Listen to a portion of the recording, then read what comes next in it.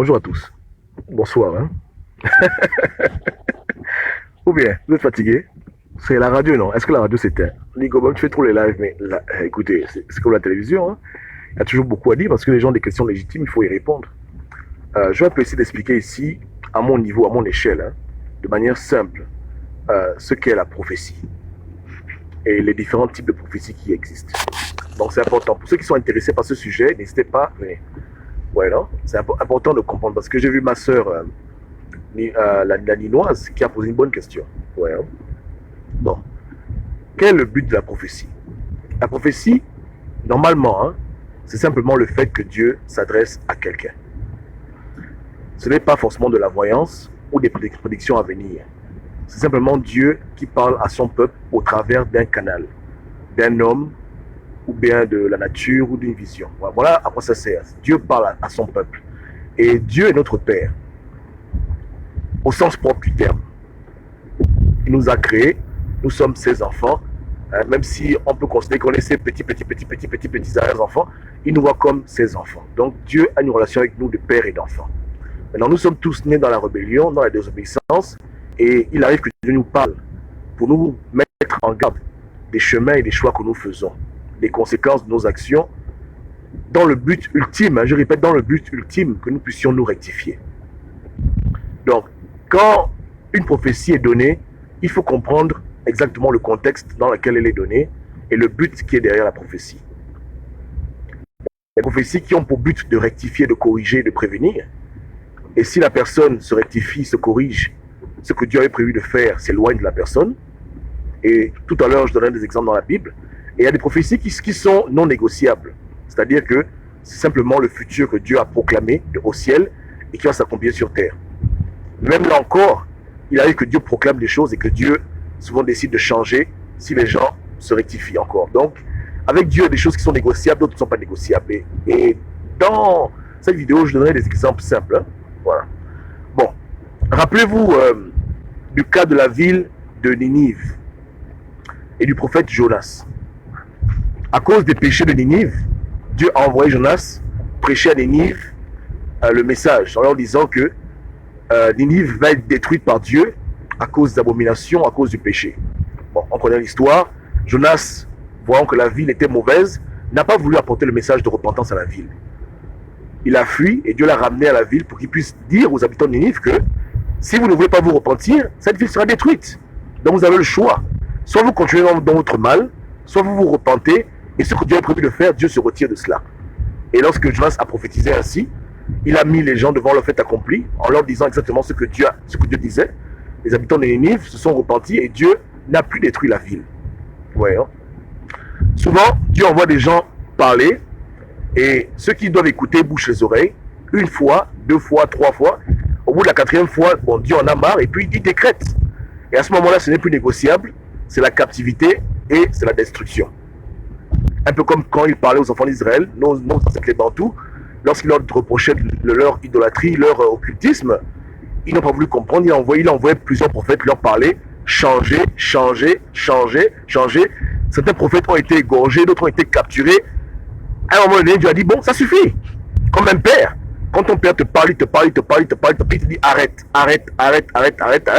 Quand tu le pousses maintenant à bout, maintenant il te châtie maintenant. Il te bastonne proprement pour que tu comprennes ta leçon. Mais quand Dieu frappe son peuple, ce n'est jamais pour le détruire, c'est pour le corriger. D'ailleurs, tout ce que Dieu fait dans l'histoire que Dieu avec le peuple bantou, ce n'est pas parce qu'il nous déteste, c'est pour nous corriger. Comme quand une mère prend son fils, elle le bastonne, parce que l'enfant déconne, il y a toujours derrière ça une motivation à rectifier le caractère de l'homme et à aider l'homme à faire ce qui est juste. Et beaucoup de gens souvent perdent ça de vue. Ils perdent de vue que derrière tout ce que Dieu peut faire, aujourd'hui Dieu décide de tuer quelqu'un, de frapper quelqu'un, le rendre malade. Derrière tout ce qui se passe, hein, c'est pour éduquer, réformer, corriger et édifier son peuple. Même lorsque Dieu décide de tuer quelqu'un, c'est pour que les gens qui sont autour de lui voient ce qui s'est passé et eux-mêmes se rectifient. Et mourir, ce n'est pas la fin du voyage, mais souvent ça réveille les gens. Donc Dieu essaie par tout le moins possible, par la douceur comme par l'épée, de corriger ses enfants, de les aider à changer, de les aider à arrêter de faire le mal. Il envoie des gens parler à ses enfants de plusieurs manières, par la violence, par la douceur, À la fin, quand tout aurait échoué, maintenant il passe aux choses sérieuses et maintenant il donne la chicotte. Il châtie. Vous voyez, non? Voilà. Donc, ça dépend. Il y a des moments où Dieu décrète le futur et c'est irrévocable. Et ça, c'est par exemple le cas de Sodome et Gomorrhe. Hein. Dieu était résolu à les détruire. Hein. Et quand vous lisez l'histoire, vous voyez comment Abraham a essayé de négocier. Parce qu'avec Dieu, on peut toujours négocier. Puisque ce qu'il veut, c'est que nous changions. Donc, quand on est prêt à changer, il peut modifier son plan, il peut apaiser sa colère. Mais il y a des moments où, malgré tout ce qu'on puisse faire, comme prière, comme supplication, il a décidé de frapper, il frappera. Donc, Abraham a négocié. Au départ, Dieu voulait tout détruire, mais Abraham a dit, mais frangin, une personne, Dieu a dit non, machin. À la fin, là, il y avait toujours Lot dans la ville. Dieu a dit, bon, les choses sont simples. Prenez Lot et sa famille, ils sortent de la ville parce que Dieu était résolu à les détruire. Et Dieu les a exterminés. Mais on voit bien comment Dieu parlait avec Abraham et comment notre ancêtre Abraham de Bitham est en train de négocier. Il est en train de négocier. Ouais, non? Donc Dieu est Dieu. Bon, ça va vous choquer, hein, mais Dieu est un homme. Hein? Dieu est un homme. Il n'y a que la vie qui donne la vie. Dans la même manière que vous réfléchissez là, Dieu c'est pareil. Il a des émotions, il a une patience qui est très longue, mais qui a aussi des limites. Il a de l'amour, il a aussi de la colère. Dieu est vraiment comme nous, hein? C'est vraiment un homme. C'est vraiment un homme qui a des émotions, qui a une pensée, qui a un cœur, qui ressent des choses. C'est comme nous. Sauf qu'il est plus grand que nous, donc forcément chez lui, c'est d'autres dimensions. Ouais. Mais avec lui, très peu de choses sont absolues. Il est toujours prêt à se rétracter, de frapper si ses enfants décident de changer. Vous comprenez? Donc, quand je vous parle du Gabon, en vous disant que la guerre civile vient au Gabon, c'est simplement la punition de Dieu si on ne change pas. Mais si aujourd'hui les gens se mettent à genoux, les gens se repentent, les gens demandent pardon, les gens changent de caractère, de manière globale, comme à Ninive, les Gabonais décident de laisser le mal, mais Dieu va se repentir du mal qu'il veut faire au Gabon, pour nous punir. Il enlèvera l'envie aux gens de prendre les fusils, etc., parce qu'il dira que les gens ont décidé de changer. Donc, votre cœur, c'est votre liberté.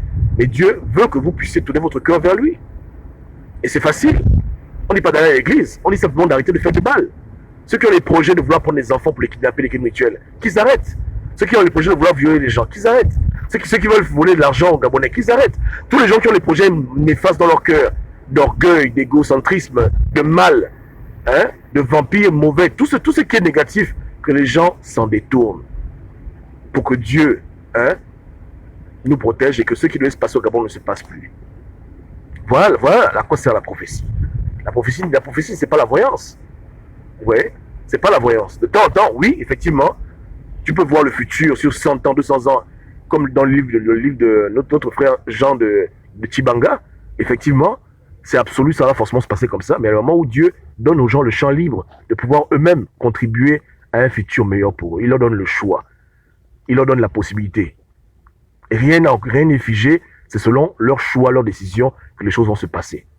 Et il le dit dans sa parole, qu'il met devant toi le bien et le mal. Choisis où tu veux marcher. Pour le bien, il y a des conséquences. Pour le mal, il y a des conséquences. Et effectivement, tu fais le mal, ce qui est écrit pour le mal va t'arriver. Tu fais le bien, ce qui est écrit pour le bien va t'arriver. Ouais, hein, c'est comme ça.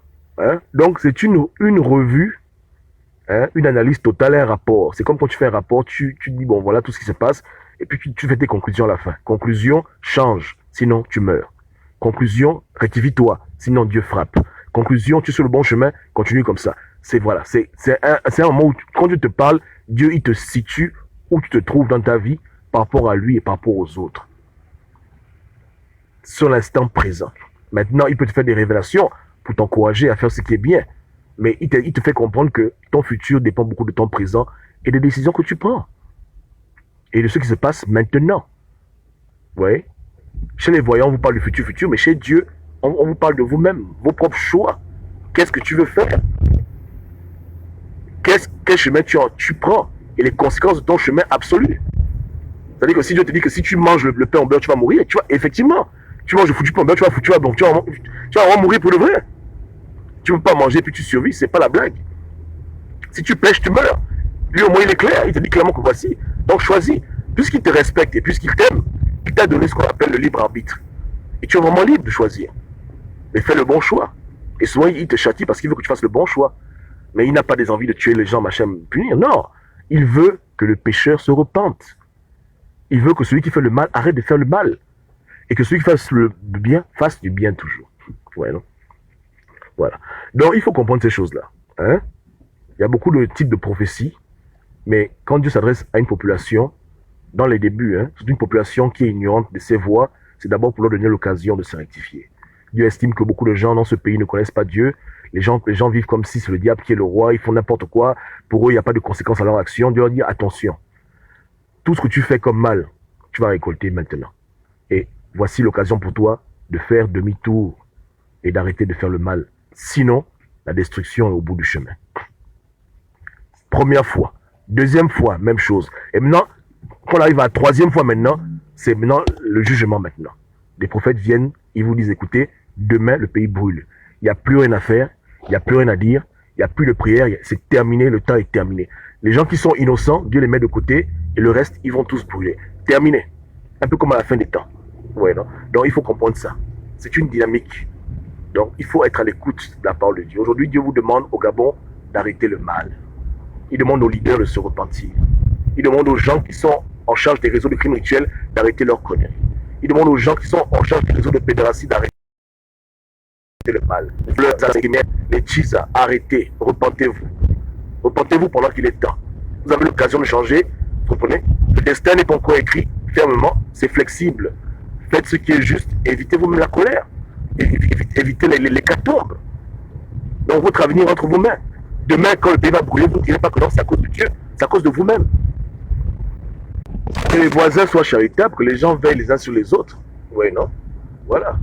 Non, je ne baille pas. Je ne baille pas. Je ne baille pas. Hein? Ok? Voilà. Maintenant, il y a aussi d'autres prophéties qui ne dépendent pas de nous-mêmes. C'est des choses que Dieu va faire qui sont au-delà de notre volonté. Qu'on veuille, qu'on ne veuille pas, Dieu fera ce qu'il veut faire. Par exemple, si Dieu te dit, écoute, voici ce monsieur, il finira un jour par être roi du Gabon. C'est-à-dire que ça ne dépend pas de lui, et Dieu a déjà parlé, Dieu a parlé. C'est comme ça, c'est comme ça. Même s'il fait un jour roi, il fera forcément un jour roi. Donc, souvent, ça dépend de Dieu. Souvent, il proclame le futur. Il faut bien comprendre ça, que Dieu proclame le futur. Plus c'est celui qui a le bic, il écrit, là. Voilà, donc, au moment où il écrit, souvent, il donne le bic pour dire, écrivez vous-même. Souvent, lui-même, il prend le bic, il dit, moi, j'écris maintenant. Ou bien, j'écris la fin, vous pouvez écrire le milieu et les détails. Un exemple simple. Tu es dans ta chambre, tu pries de te dire, écoute, habille-toi et va voir ton voisin pour vous dire bonjour. Ça s'arrête là, fin de prophétie. Maintenant, tu t'habilles, mais il t'a pas dit, prends l'habit qui est vert, prends l'habit qui est rouge, porte le caleçon, il t'a seulement dit, habille-toi. Donc, il estime que tu es libre de t'habiller comme tu veux, mais souvent, faut t'habiller. Donc, c'est une espèce de collaboration entre toi et lui. Il lui donne les grandes lignes, à toi les détails. Tu vois un peu, non? Donc, si tu t'habilles en vert, peu importe, tu t'habilles, tu vas. Hein? Donc, c'est vraiment... En tout cas, en une vidéo, on ne peut pas tout expliquer, hein, parce que c'est très complexe. Mais il faut comprendre ça. Il faut comprendre ces choses-là. Donc, quand Dieu parle à Ali Bongo, quand Dieu parle à beaucoup de personnes au Gabon qui font du mal, au départ, Dieu leur dit d'abord que arrêtez. Parce que Dieu estime que peut-être qu'ils font le mal, même pas peut-être, beaucoup font le mal par manque de connaissances. Ils vivent dans un monde où c'est la loge qui est toute puissante, il n'y a pas de justice, ils peuvent tuer qui ils veulent, il n'y a pas de conséquences. Ils sont aveuglés par le mal. Donc Dieu va d'abord les parler pour dire, ouvrez les yeux. Ouvrez les yeux. Il y a des conséquences pour le mal et il y a un être suprême qui n'aime pas ce que vous faites. Vous avez fait ça une fois, deux fois, 1000 fois. Jusqu'à là, il n'y a pas eu de conséquences, mais ne pensez pas qu'il n'y aura pas de conséquences. Les conséquences sont en train de venir maintenant. Parce qu'il s'est penché sur la question du Gabon. Donc maintenant, attention, allez-y mollo. Les gars ne comprennent pas une fois. Un premier AVC, deux fois, troisième, jusqu'à ce qu'il meure. Mais est-ce que Dieu veut le tuer? Dieu veut d'abord qu'il arrête. Mais quand les gens insistent, quand les gens persévèrent dans le mal, ou bien quand ils refusent de comprendre qu'il y a un être suprême qui dit non, il veut croire aux petits démons du quartier, aux petits féticheurs, aux petits marabouts, aux petits sectaires de la France, aux petits magiciens. Ok. Dieu dit ok, allons-y. Il dit allons-y. Tu comprends, non? Voilà. Parce que les gens aujourd'hui, ils ont plus peur du diable qu'ils ont peur de Dieu. Hein, quand ils voient les démons apparaître dans leur chambre, ça, ils craignent. Ils ne craignent pas l'être qui a tout créé. Ils craignent les petits manjangos, les petits serpents du quartier, les petits démons là. Voilà. C'est ce qu'ils craignent. Les petits génies de la forêt, de l'eau, machin. Mais le Dieu suprême, ils ne craignent pas Dieu. Parce qu'ils ne le voient pas. Comme ils ne le voient pas, ils disent qu'il n'existe pas. Et dans leur secte, on leur dit qu'il n'y a pas de Dieu. Faites ce que vous voulez. Il n'y a pas de loi. Tu peux tuer, il n'y a pas de conséquences. Il n'y a même pas de karma. Il y a nada à zéro. Mais après, quand maintenant ils ouvrent les yeux, ils se rendent compte qu'on les a menti. Maintenant, ils ont le choix. Est-ce que je continue dans le mal ou bien je me rectifie? Je dis, Seigneur, pardon, je ne savais pas que tu existais.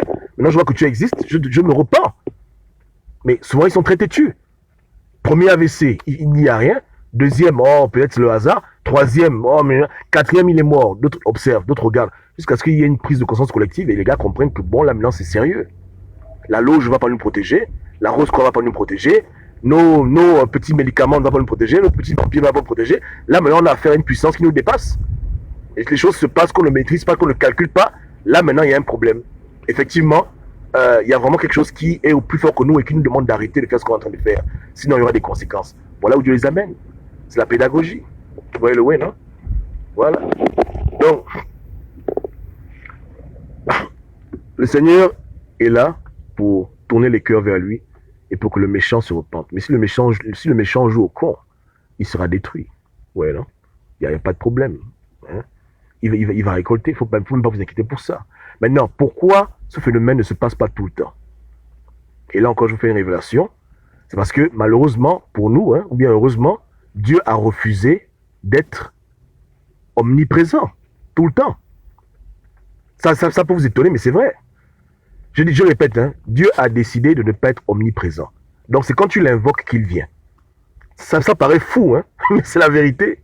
C'est la vérité. En tout cas, pour ceux qui vont lire la Bible avec attention et qui vont même... En tout cas, c'est comme ça. Il n'est pas omniprésent. Il peut être omniprésent s'il veut, mais il a décidé de ne pas être omniprésent pour laisser les gens libres. Et Dieu a ce pouvoir, il a le pouvoir de laisser l'être humain décider et de venir voir plus tard ce que l'être humain a. Vous voyez le way, non? Bon, ça c'est dur pour les gens de comprendre. Hein? Mais bon, écoutez, voilà un exemple simple. Un exemple simple. Pour ceux qui croient du moins à cette histoire, hein? Dans la Genèse, on dit que Dieu a créé l'arbre, Jardin d'Éden, ok, vous connaissez l'histoire. Maintenant, Dieu a donné des instructions aux hommes que, écoutez, voici l'arbre là, ne mangez pas. Et on dit que Dieu est parti. Écoutez bien. Maintenant, derrière Dieu, maintenant, le serpent est venu faire les 400 coups, ils ont fait tout ce qu'ils ont fait. Et quand Dieu revient maintenant, il demande à l'homme où es-tu. Et l'homme répond, je me cache nu. Après Dieu s'étonne, hein, il dit, mais attends, tu es nu, tu as mangé le truc. Où est la nature humaine que Dieu a voulu revêtir pour pouvoir être avec nous? Avec nous, il n'a pas voulu être omniscient, mais avec nous, il a voulu être humain. C'est une relation d'être humain. Il vient, il demande, il pose des questions. Donc, pourquoi Dieu pose des questions? Il n'est pas en train de faire la comédie. Il pose la question parce qu'il ne connaît pas. Et dans la forme qu'il a prise pour être en relation avec Adam et Ève, c'est une forme qui le limite dans beaucoup de choses. Donc, il a décidé lui-même d'être limité pour pouvoir être avec nous, pour interagir avec nous. Donc, dans cette forme-là, il n'est pas omniprésent. Il n'est pas omniscient. Il pose la question. Et quand l'homme répond, machin, là maintenant, automatiquement, il comprend que, les gars ont désobéi. Vous voyez, non? C'est vraiment comme un père. Il dit, bon, voici le jus au frigidaire, ne buvez pas le jus. J'arrive, il va, il revient, il trouve l'enfant est par terre, il a mal au ventre. Il dit, qu'est-ce que tu as fait? Est-ce que tu as bu le jus qui était au frigidaire? Il dit, oui, j'ai bu le jus. Mais merde, pourquoi tu as bu le jus? C'est pareil. Dieu est un homme. Je répète, hein, dans la forme que Dieu a voulu être avec nous en relation, hein, c'est un homme. Il n'est pas bête, mais il a voulu avoir un esprit humain. Donc, il pose des questions, il regarde, il peut reculer la vidéo, il peut avancer la vidéo. Voilà. Il vient dans un pays, quand tu l'invoques, avant que tu l'invoques, il est là, mais il n'est pas vraiment là. Mais quand tu l'invoques, vraiment, il vient. Il vient maintenant, il passe tout en revue. Il recule toute la scène, il voit tout ce qui se passe. Maintenant, il juge le pays, il dit, bon, voilà ce que vous voulez dire. Oui, non? Est-ce que vous comprenez? Donc, quand les gens font leur crime rituel, ils font le mal, ils se disent que non, il n'y a pas de Dieu. Mais tout ce qu'ils font est enregistré. Et quand Dieu passe en revue, Dieu voit tout ça. Et quand Dieu n'est pas invoqué avec insistance, il manque sa manifestation. C'est très dur à comprendre, je m'excuse, hein, mais ça c'est le haut niveau. Ouais, non? Mais voilà pourquoi Dieu nous demande de prier. Parce que quand on prie, on l'invite, on dit viens. Et vraiment il vient. Il vient. Et quand tu l'as pas invité, il ne vient pas. Il est là, mais il n'est pas là. C'est dur à comprendre, hein? Désolé, oh là là. Ça, là, je vous amène loin là. Ça, c'est le truc même que beaucoup de chrétiens n'arrivent pas à comprendre. Je dis, hein, la présence de Dieu n'est pas perpétuelle partout. Les gens qui vous disent que Dieu est partout, c'est faux. Dieu n'est pas partout. Dieu peut être partout, mais il a choisi de ne pas être partout. Il a choisi de se localiser en un point qu'on appelle Dieu. C'est un homme, vraiment. Comme moi, par exemple, je suis là. Quand je suis en France, je ne suis pas en France. Quand je suis au Gabon, je suis pour. Moi, Gobam, quand je suis au stage, je suis au stage. Quand je voyage, vous voyez, non? Et quand je voyage, je vois ce que je vois quand je voyage. Mais je peux me dédoubler, mais je ne me dédouble pas. Je suis seulement à un seul point. Donc, moi, si je suis Dieu, c'est quand on m'appelle quelque part que je vais maintenant. Et on peut m'appeler à plusieurs endroits. Hein, et c'est quand on m'appelle à plusieurs endroits maintenant que je me dédouble. Et quand on ne m'appelle pas, je ne me dédouble pas. Donc, si les gens prient pour moi en France, je vais en France, je regarde ce qui se passe. Les gens prient pour moi au Gabon, je me dédouble, je vais au Gabon. Mais si personne ne prie pour moi, je reste là où je suis, au ciel, et puis je suis là, sur place. Donc, les Gabonais ont invoqué la présence de Dieu au Gabon. Beaucoup de Gabonais ont crié, comme quand tu prends le téléphone, tu appelles, allô, allô, allô, les pompiers, venez, venez. Ils ont crié, crié, crié, crié, crié, et le cri est arrivé au ciel, et Dieu a dit, bon, j'arrive. Je m'occupe maintenant du dossier maintenant. Et quand Dieu a le regard sur le Gabon, là maintenant c'est dangereux. Là c'est très grave.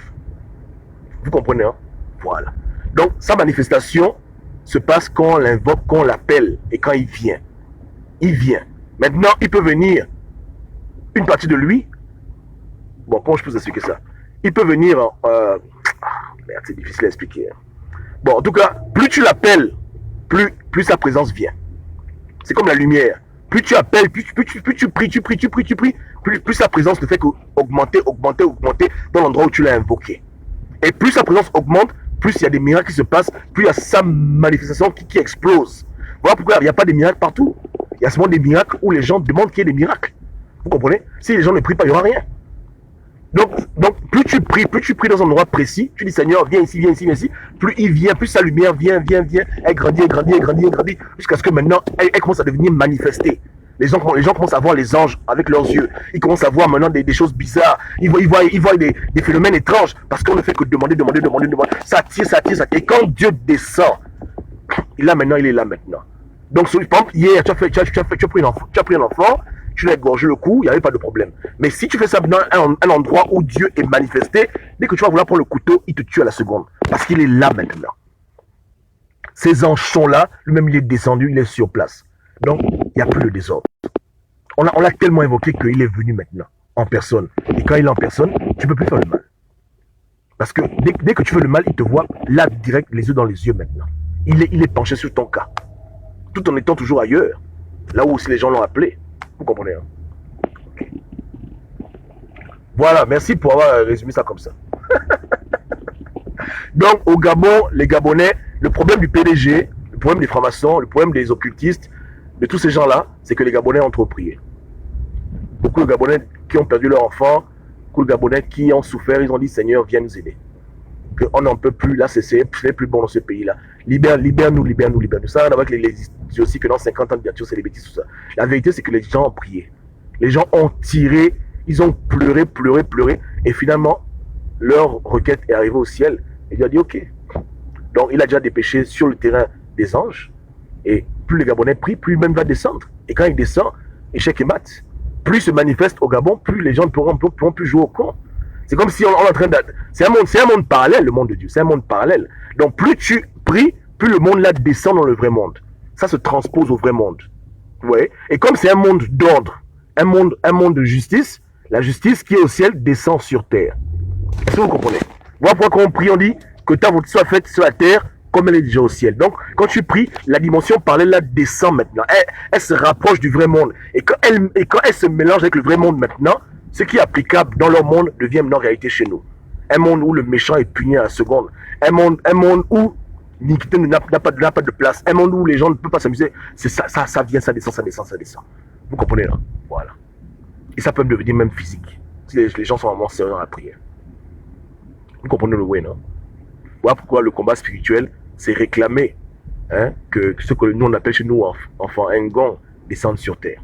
Parce que moi je pense que c'est l'équivalent, hein, dans la tradition bantou, le monde des immortels, c'est ça, quand ça descend sur terre, ça vient avec les habitants du ciel. Les habitants du ciel n'aiment pas le désordre, ils aiment l'ordre. Donc quand ils descendent, quand ils viennent, ils sont là maintenant parmi nous, et ils voient le désordre, ils agissent, ils disent non, c'est quoi ça? On les a invoqués, c'est comme les pompiers, comme les policiers. Vous comprenez le way, non? Donc il faut comprendre ces choses-là. Désolé pour le cours rapide, mais je ferai des vidéos plus longues en détail avec la Bible pour expliquer aux gens d'autres sources pour que vous puissiez comprendre comment fonctionne la spiritualité. Voilà pourquoi ce sont les gens qui prient, ou les gens qui sont spirituels, qui, quand on veut les attaquer, Dieu les protège parce que Dieu est toujours avec eux. Puisqu'ils prient toujours, puisqu'ils sont toujours en train d'évoquer Dieu, dans leur périmètre là, Dieu est là. Donc c'est que quand quelqu'un veut les attaquer, Dieu voit, Dieu contrecarre. Quelqu'un veut les tuer, Dieu, parce que ils ont attiré vers eux la lumière de Dieu qui les suit partout et ça les protège. Voilà pourquoi l'enfant qui prie et l'enfant qui ne prie pas, c'est deux mondes différents. L'enfant qui ne prie pas, il est dans un monde des ténèbres où on peut le prendre, on le tue. On dit mais pourquoi Dieu n'a pas agi? Dieu n'a pas agi parce que il n'a pas de protection sur lui. Si les parents n'ont pas prié pour lui, bien si lui-même il ne connaît pas Dieu, il est une victime. Voilà pour dire aux gens que il faut venir à Dieu, il faut invoquer Dieu. Et quand tu invoques Dieu, ça te protège maintenant. Parce qu'il est là, il est avec toi. Et par extension, plus tu pries aussi, ça peut aussi protéger ta famille, ton village, ta ville. Tout dépend de ton degré de prière, ton degré de conviction et ta relation avec Dieu. Tu vois un peu là. Donc tu peux après il y a des gens, il faut toujours voyager que dans l'avion. Parce que tant qu'ils sont dans l'avion, il n'y aura jamais de crash. Je répète, il y a des gens, tant qu'ils sont dans l'avion, l'avion ne va jamais s'écraser. À cause seulement d'eux. À cause d'eux, comme ils sont là, Dieu aussi est là. Vous voyez, non? Comme ils ont en eux la lumière de Dieu, Dieu aussi est dans l'avion. Donc quand le diable fait les choses, ça ne marche pas. Vous voyez, non? C'est comme ça que Dieu fonctionne aussi. Hein? C'est comme ces ambassadeurs. Partout où ils vont, Dieu est avec eux. Ouais. Maintenant, dans un pays où si tout le monde a ça en lui, le pays ne peut pas avoir de problème. La lumière est claire partout, vous voyez, non? Donc, c'est comme ça. Et voilà un peu comment ça fonctionne, vous voyez, non? Donc, c'est pour ça qu'il y a des moments où les gens font le mal, et ils pensent que Dieu n'est pas là, ils pensent qu'ils peuvent faire ce qu'ils veulent. Mais dès qu'on invoque Dieu, tout est gâté. Tout est à l'eau. Et c'est sûr que en Afrique, les Blancs n'ont jamais voulu qu'on fasse. Ils n'ont jamais voulu qu'on invite Tata Nzambe dans nos problèmes. Ils ont toujours voulu qu'on règle les problèmes nous-mêmes, de manière humaine. Parce que dès qu'on invoque notre Dieu, c'est terminé. Le combat est déjà fini. C'est seulement il a fait le temps avant qu'on voie ça se manifester devant nos yeux. Parce que Dieu est plus fort que nous tous. Et plus on prie, plus ça devient réel. Ça devient de plus en plus réel. Et ce que je disais tout à l'heure au frangin Messier qui m'appelait, le chef. On parlait, il me dit que non, les Blancs sont puissants, ils ont les bombes nucléaires. J'ai dit Messier, nous là, nous, Africains, nous avons l'âme ultime. L'âme qui dépasse toutes les âmes. On a la parole qui est Eyo qui est Dieu. Il n'y a pas plus puissant que ça. Tout ce qu'on doit seulement faire, nous, c'est nous entendre avec Dieu, être en phase avec lui, pour que maintenant, son pouvoir se manifeste. Ce ne sont pas les Blancs qui ont créé la Terre dans un laboratoire. C'est Dieu qui a créé tout ça. Donc, pour voir sa manifestation, on doit croire, on doit être près de lui, on doit faire ce qu'il aime. Et les gens verront ce qu'ils n'ont jamais vu. Je dis que toute la spiritualité vient d'Afrique. Bien bonne comme mauvaise, tout vient d'Afrique. Donc, malgré la technologie, ils n'ont rien du tout. Nous, notre technologie les dépasse de 1 million d'années si on s'arrange avec Dieu. Mais moi j'ai entendu des histoires là, où les gens disent qu'ils plantent là, pousse devant leurs yeux. C'est vrai. C'est ça, c'est le genre de pouvoir qu'on a en Afrique. Mais qu'on a perdu parce que la parole de Dieu, Eyo, n'aime pas le désordre. Elle n'aime pas se mélanger avec n'importe quoi. C'est soit on est avec elle, soit on n'est pas avec elle. Il y a des conditions. Il y a des conditions qu'il faut que dans un monde physique, le spirituel se manifeste. Mais quand les gens vendent leur âme au diable dans les sectes des blancs, etc., ils se pervertissent. Comment Dieu voulait que Dieu se manifeste? Au lieu qu'ils invoquent leur Dieu, ils vont invoquer l'Union Européenne, ils vont invoquer la CPI. Ça décourage Dieu de se manifester. Tu vois un peu le way. Parce qu'on doit reconnaître qu'on n'a pas de bombe nucléaire, nous. Donc, on a la parole. La parole. Écoutez, tout à l'heure, Georgie m'a envoyé une vidéo, un post, elle a fait, où on dit que c'est au Gabon qu'on a retrouvé les eaux les plus anciennes de la Terre. Est-ce que vous vous rendez compte de ça? C'est au Gabon qu'on a trouvé les eaux les plus anciennes. Donc la vie a commencé dans ce territoire du Gabon. Rendez-vous un peu compte. Pourquoi? Et voilà pourquoi Dieu a rappelé nos ancêtres à venir habiter là-bas. Parce que la vérité, c'est qu'on n'est pas allé en Égypte, nous. On est revenu là où on nous avait pris. Les Égyptiens, à cause de la main d'œuvre, ils cherchaient les esclaves. Vous comprenez? Mais après, quand Dieu nous a délivrés, les Bantous ont commencé à redescendre là où Dieu avait créé le monde, là où tout avait commencé. Donc, c'est dangereux. Et les Blancs le savent. Mais les Blancs ils nous mystifient avec la technologie. La technologie n'est rien. On a la puissance ultime. La puissance ultime. On a Eyo. Il n'y a rien au-delà de ça. Macron, il respire. Si Dieu dit que Macron, tu tombes, raide comme une pomme, il tombe à la seconde. Rien ne peut le protéger. Rien.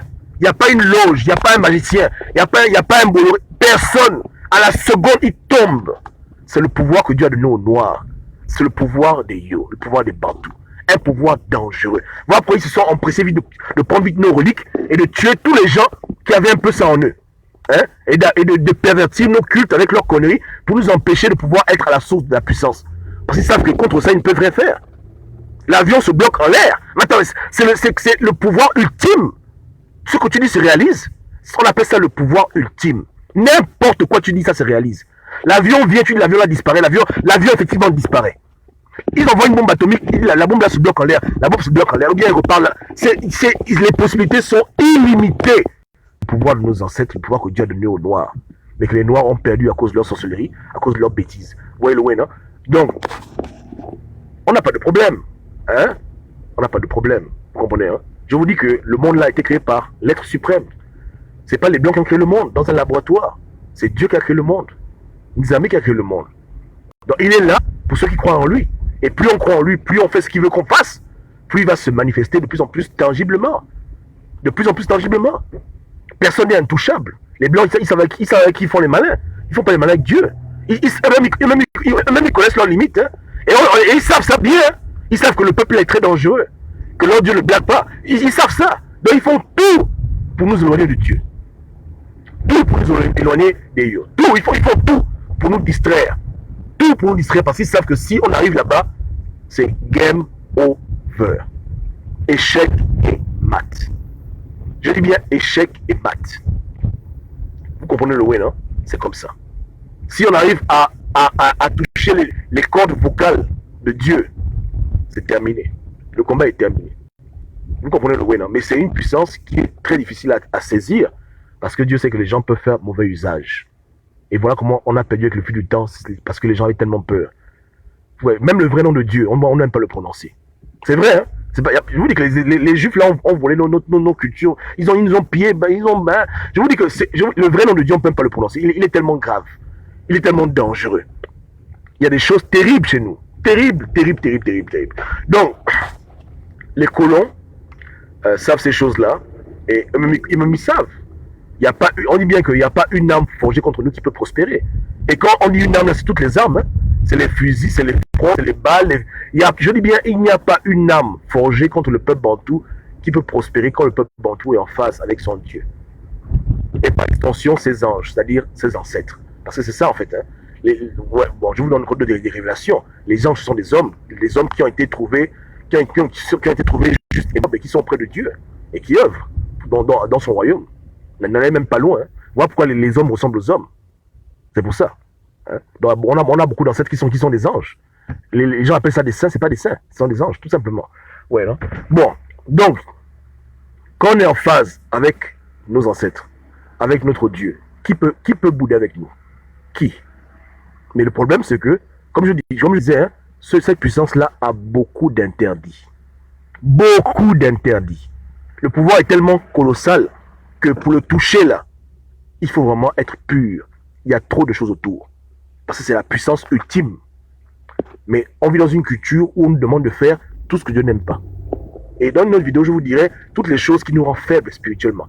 Toutes les pratiques que l'on fait qui nous affaiblissent spirituellement et qui nous empêchent de pouvoir nous mettre en phase avec notre ADN spirituel, avec notre Dieu, avec notre croyance, avec le don qu'on a reçu. Parce que tout le monde, tous les Bantous ont ça en eux. Hein. Je dis bien que c'est un don qui est exclusif à notre peuple. À part nous, personne n'a ça. Je suis en train de vouloir faire la discrimination. Hein. Justement qu'à part nous, là,